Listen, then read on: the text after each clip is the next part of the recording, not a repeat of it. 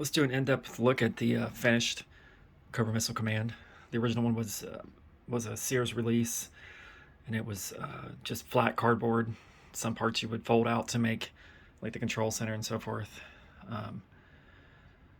So I went and made it 3D, three-dimensional.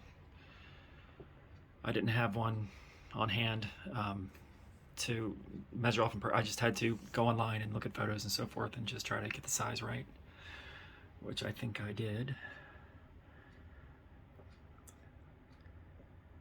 This is one of the few times I've done, if not the only time I've done, just detail that means nothing. But that's what this looked like.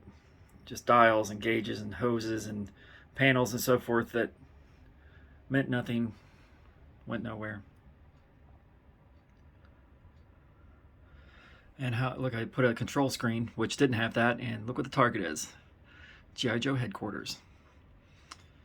If you compare this to what the original looked like, I took a lot of it to account, even the little silly details.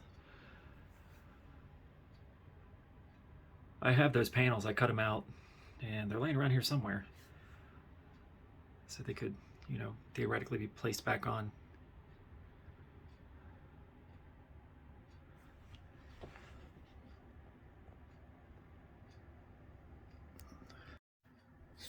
Here's a closer look at the rocket.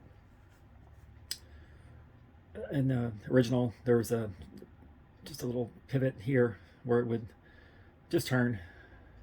It's not going to work in three-dimensional, so I had to make a piston.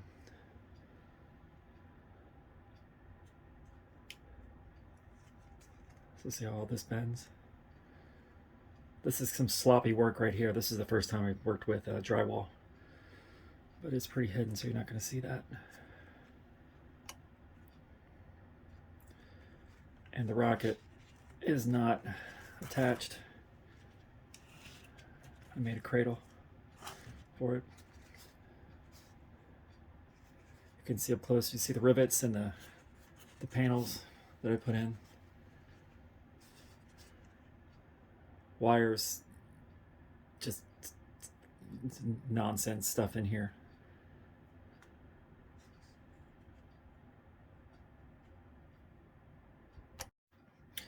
And then moving to the elevator. It looked like the original elevator moved, and there was a ladder here. I don't know why. I put a door at the end of the tunnel, but there's no real reason for it.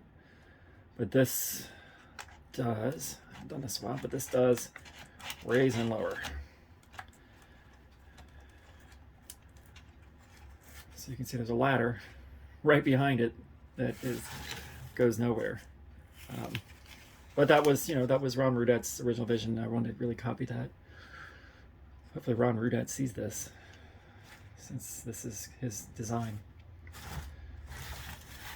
But three-dimensional. G.I. Joe, 1987.